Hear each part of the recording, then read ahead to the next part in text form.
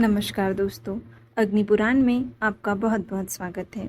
आज हम अग्निपुराण के अध्याय 2 को शुरू करते हैं। मत्स्य अवतार की कथा।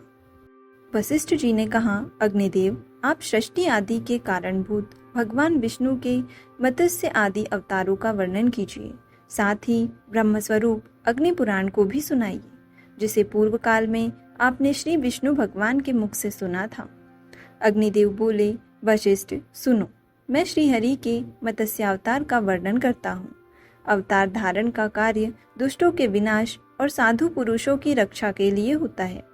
बीते हुए कल्प के अंत में ब्राह्म नामक नैमित्तिक प्रलय हुआ था। मुने, उस समय भू आदि लोग समुद्र के जल में डूब गए थे। प्रलय के पहले की बात है।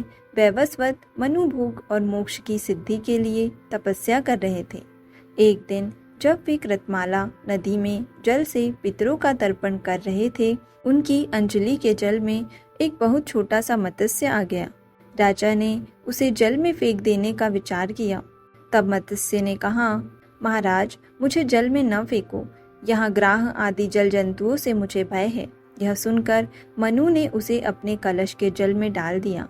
मत्स्य उसमें पड़ते ही बड़ा हो गया और पुनः मनु से बोला, राजन, मुझे इससे बड़ा स्थान दो।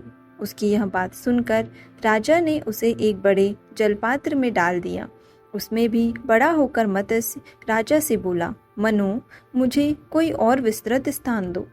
तब उन्होंने पुनः उसे सरोवर के जल में डाला, किंतु वहां भी बढ़कर वह सरोवर के बराबर हो गया और बोला, मुझे इससे बड़ा स्थान दो। तब मनु ने उसे फिर समुद्र में ही ले जाकर डाल दिया। वह मत्स्य क्षण भर में 1,00,000 योजन बड़ा हो गया। उस अद्भुत मत्स्य को देखकर मनु को बड़ा विस्मय हुआ। वे बोले, आप कौन हैं? निश्चय ही आप भगवान श्री विष्णु जान पड़ते हैं। नारायण, आपको नमस्कार है। जनार्दन, आप किस लिए अपनी माया से मुझे मोहित कर रहे हैं? मनु के ऐसा कहने पर सबके पालन में संलग्न रहने वाले मत्स्य रूपधारी भगवान उनसे बोले, राजन, मैं दुष्टों का नाश और जगत की रक्षा करने के लिए अवतीर्ण हुआ हूँ। आज से 7वें दिन समुद्र संपूर्ण जगत को डुबा देगा। उस समय तुम्हारे पास एक नौका उपस्थित होगी। तुम उस पर सब प्रकार के बीज आदि रखकर बैठ जाना। सप्तर्षि भी तुम्हारे साथ रहेंगे। जब तक ब्रह्मा की रात रहेगी, तब तक तुम उसी नाव पर विचरते रहोगे। नाव आने के बाद मैं भी इसी रूप में उपस्थित होऊंगा। उस समय तुम मेरे सींग में महासर्पमयी रस्सी से उस नाव को बांध देना।